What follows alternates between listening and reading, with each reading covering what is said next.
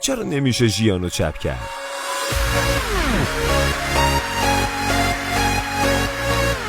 میگن اون زمان که ژیانو ساختن یکی از پیشرفته ترین سیستم تعلیقای زمان خودش رو روش نصب کردن.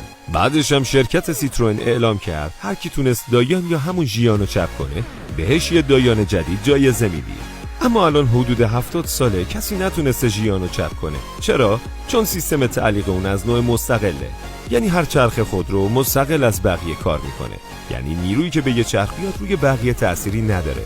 در حقیقت سیستم تعلیق ژیان از 4 لوله تشکیل شده که در مرکز خودرو به هم میرسن. داخل هر لوله فنر گذاشته شده. به محض اینکه خودرو روی ناهمواری قرار میگیره از یه طرف فنر جمع میشه و از اون طرف فنر باز میشه. به همین خاطره که ژیانو نمیشه هیچ رقم چپ کرد، یعنی فنر رو اجازه نمیدن. حالا بگو کلمه ژیان تو رو یاد چی میندازه؟